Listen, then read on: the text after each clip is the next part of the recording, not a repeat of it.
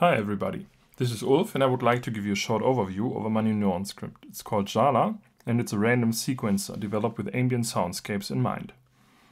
Quick word for my demo setup: I got the Arturia microfiche connected to the Norns via USB MIDI converter, so it serves as an input and an output. I got a basic pad sound on the microfiche, nothing too fancy, it's like this.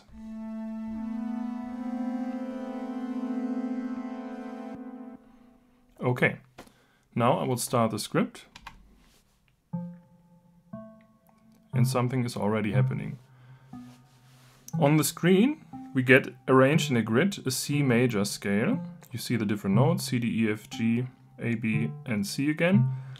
And you already notice a couple of differences. Some notes shine bright, some do not, and they have a bar underneath them.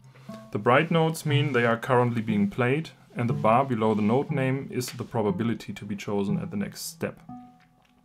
Once a note gets played, its probability gets cut in half and the rest gets distributed among the other notes, so it gives the whole thing a real random feel.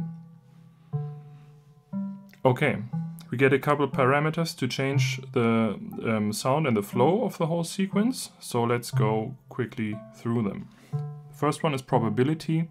I can just change up the probability of each trigger. So a value of 60 means that at 60% chance in each step a note will be played. 40% no note will be played. Second one is how many octaves do we want to play our notes on. The default is 1, but I can change it up to 4. The octave gets chosen at random as well, but the lowest octave is already weighted a little bit higher.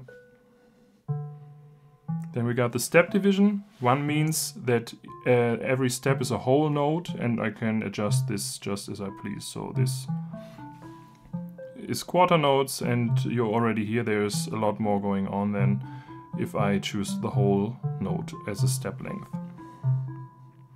I just turn this quickly back. And those two we look at now are the length of the notes to be played, the minimum and the maximum, and the actual value gets chosen at random. So this is always relative to the step. So 2 means in the whole note step division means 2 notes at least and 8 notes at max. Okay, now I will switch the output from the internal audio to the MIDI and select the correct MIDI output device, and we start to hear the sounds from the microfiche.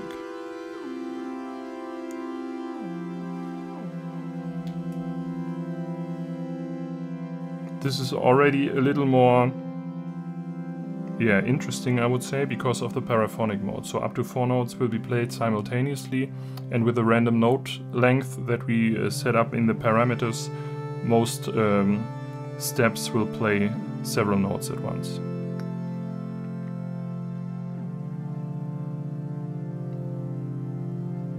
Now I will go ahead and select the correct parameter for our device,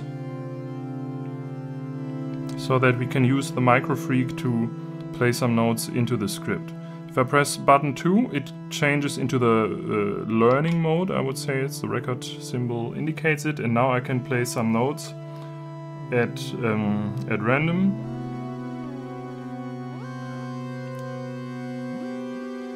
The MIDI numbers are displayed on top, and underneath you get a list of all the scales that fit those notes. I can use the second encoder to select the scale that I need, and then press just button 2 again, and it already switched into the new scale. So now instead of C major it's playing A melodic minor, and you see the different notes in the grid, and the sound changes as well, of course. Last but not least, the third button has an important function as well. Once I press it, we see this little pause symbol in the upper right corner and realize there are no more notes being played. So this is actually a pause button, and once I release it, it triggers the next note immediately.